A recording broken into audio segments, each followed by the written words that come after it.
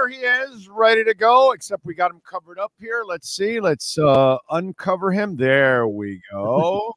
Good morning, sir. How are you doing? Good morning. I'm doing well. Getting ready for a weekend. Yes, I'm with you there. So let me ask you, how do you read into the Diggs situation and for the Miami Dolphins? Because I kind of put the Dolphins into a corner now. Brother, there's no more excuses. You better win this division. Yes. I don't give a shit. Thank you. Show me coaching, put it together. Now, if you're as injury-riddled as you've been the last 2 years, obviously you ain't winning shit.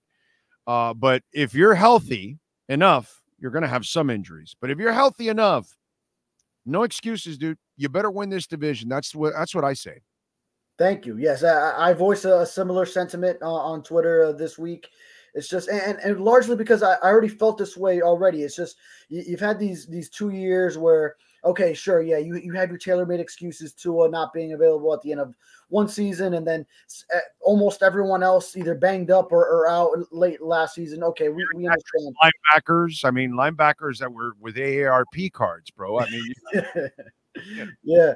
So, So, I mean, it's just sort of a buildup of, all right, it was also very disappointing to finish last season not winning the division after you had a 3-game lead with 5 games remaining. I mean, I did pick the Buffalo Bills to win the division at the start of last year, but there was no reason I should have been right in that prediction once it got to December and the Dolphins had a 3-game lead in hand.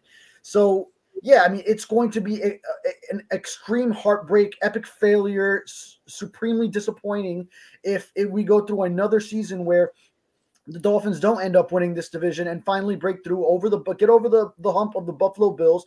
Do not let the New York Jets bypass you. If one of those things happen, then yes, it is a colossal failure in 2024 when the Bills have had to trim even more than the Dolphins have, and the Dolphins have been able to replenish more so this offseason from what they have lost. So, yeah, let's set some expectations. Let's say these Dolphins need to win the division, and they need to set themselves up with a home playoff game and finally win a playoff game for the first time since 2000. Yeah, it's time already at this point. And I, outside of the Wilkins part, I don't think you've taken that many steps back that people think. I think you've gotten better at linebacker. I think you got better in the secondary, actually. I think you have better players there at that point. I think, as I talked about it the other day, I think Jordan Brooks is your Josh Allen stopper. They wanted to get a bigger, faster linebacker. So when Josh wants to run, Brooks is going to be the guy that's going to stop his ass. So they're even scheming their defense like you should to knock off the team that's at the perch, and that's them. So for me, I like a lot of the things that they've done. The Wilkins part, well, maybe that's what 21 is all about, dude. Maybe 21 is where you invest in a young defensive tackle that you can groom alongside Sealer, and you have the rest of the journeymen around that, I don't know, maybe Weaver likes a couple of these guys. He thinks he can get some mileage out of it. Did you take a step back there? Yeah, it looks like it. But everywhere else, I like this team, dude. And if you're able to get that third receiver, even though I really want DJ Chark, that's the guy I really want. Yeah. But Odell would be, I think, a fantastic addition overall as a third receiver, fourth option. Yeah, all those things. We know the Dolphins aren't done yet in free agency, and then they have those couple of draft picks, and then they could even add some extra draft capital if you have a lot of the guys that you like still available, whether it's a defensive tackle like a Byron Murphy or a couple of the interior linemen. If Jackson Powers-Johnson and Graham Barton are both available, hey, then maybe you can just trade down a little bit if there's a taker that you can find that'll give you some extra draft picks, either somewhere in the middle, maybe even adding something for next season, all of that. You already know you're going to add some extra 2025 picks from compensatory picks. But, and as far as Diggs, I mean, he himself, I understand that last season he wasn't as productive late in the year and this and that, and the Bills offense took off once they sort of phased him out, and Ken Dorsey was out and Joe Brady and this and that. But I mean, Diggs' presence was still there, so that there's a lot to be said about when Diggs is there. And I know going into Week 18, that was the main guy the Dolphins were worried about defending as far as the pass catchers there. So his presence opens a lot of things up for everyone else, the tight ends in that offense, catching passes. And other receivers. Now they don't have Gabe Davis. Khalil Shakir is coming back, and right now would be their top receiver, along with Mac Hollins going in there, who was a favorite of a lot of people here in Miami. We all loved him for his personality and everything else. But now he's going to be on the other side of the rivalry. But the Bills will certainly be picking up another receiver, whether it's through the extra draft pick they got, if they move up and grab one of those first rounders. That guy's still going to be a rookie, though, going into next season. So it's not an established guy like Stefon Diggs, who, by the way, just last season was also in Week 4 torching the Dolphins, and Kader Kohou specifically going for, 180 and 3 touchdowns. It's going to be a welcome sight for the Dolphins, believe me, not having Stefon Diggs in the division, although he's still in the conference. And if you want to go far, then you're still going to have to deal with those Houston Texans too in the AFC. What's this? Let me see. Marquise Brown, the boy Cheetah, be moving. Marquise Brown has reached 20 miles on 33 route. Brown will look to add speed to Kansas City. And then Cheetah says, "Thanks, brother. I'm proud of you. From one fast brother to another, Godspeed." So I guess him and Hollywood Brown are going back and forth on speed, on the speed stats. Is that right? Yeah. Hollywood Brown, a South Florida guy. A lot of speed comes out of South Florida. So, yeah, I mean, he'll be big for the Chiefs. Because they got the most 20-plus mile routes. Tyreek Hill has 73 of them since 2020. Marquise Brown is 33. Brandon Cooks is 31. Marquez Valdes-Scantling, 28. And Jalen Waddle is number 5 at 26. So Miami has 2 of the top 5 20-plus mile per hour route runners in the NFL, and Tyreek has done it 73 times. What was the difference between 1 and 2 that you said? 73 and 33? 33, 40. Since 2020. Right. Which cuts off half of Tyreek Hill's career too. But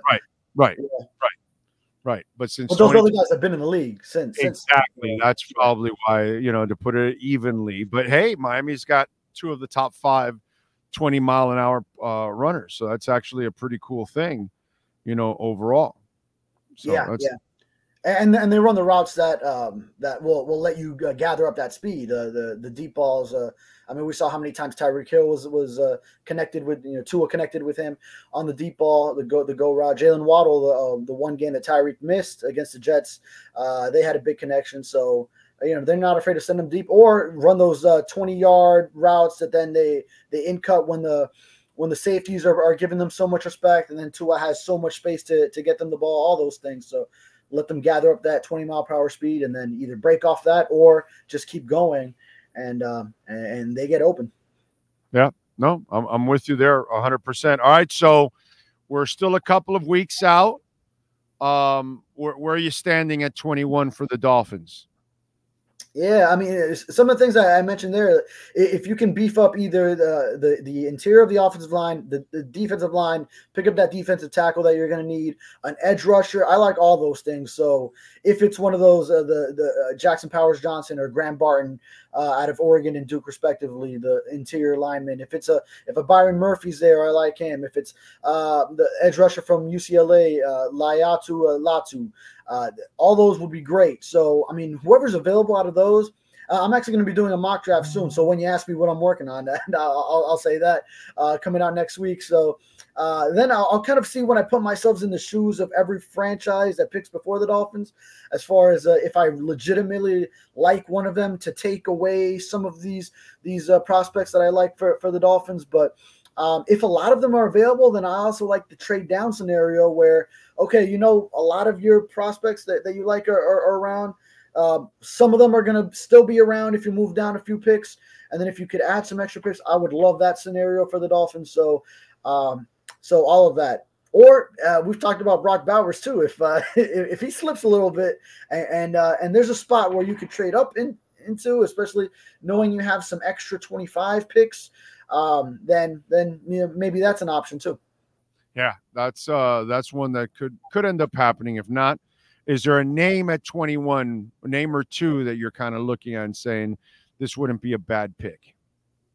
Yeah, all those guys. I mean, if it's Jackson Powers Johnson, Graham Barton, Laiatu Latu, Byron Murphy, I like. So I don't know if any one of them is just like so home run that okay. I want you to commit to one or two that you really, really like. Latu, I really like a lot, actually. Yeah,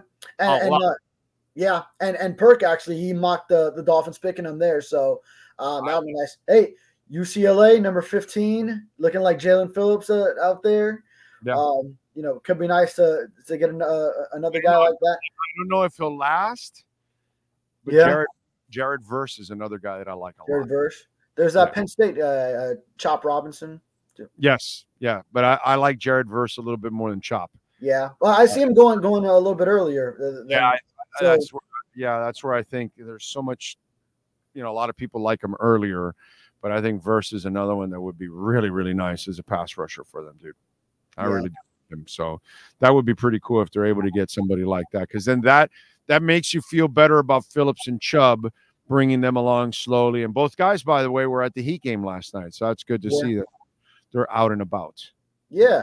And Mike McDaniel had mentioned they need some time to relax too, because they've been working so hard in rehab. They're basically living in that rehab room. So I mean, good to see that they're approaching it with such vigor to go in and attack the rehab that they have off their injuries. So I mean, you got to feel optimistic about their prospects coming back. But then also, if you draft one of those guys, then just to be able to start off with Shaq Barrett and the other one, even if the two of them are either PUP to start the season or they just need to be on a pitch count, then that makes you feel really good about the rotation that you have.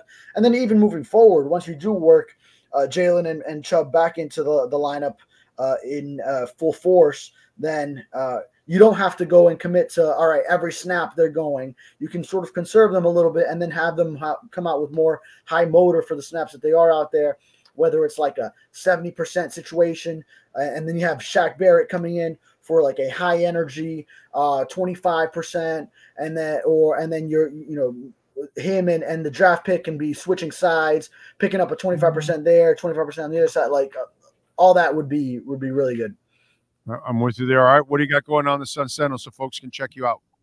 Yeah, myself and my colleague Chris Perkins coming out with all the different draft previews on different positions, Dolphins outlook at different positions on the depth chart, and then also prospects that Dolphins could target. We just hit on we start off with quarterbacks, running backs, O-linemen. So then O-line was a huge one, obviously, for the Dolphins.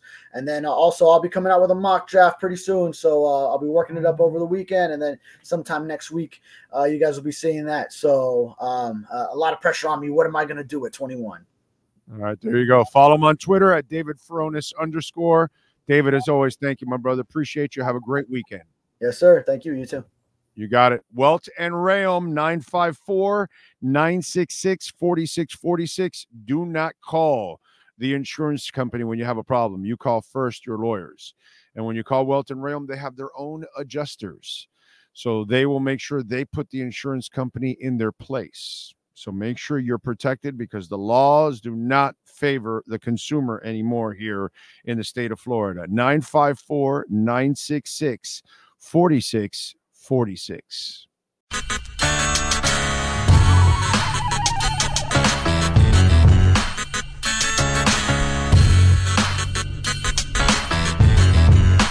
This is the Big O Show.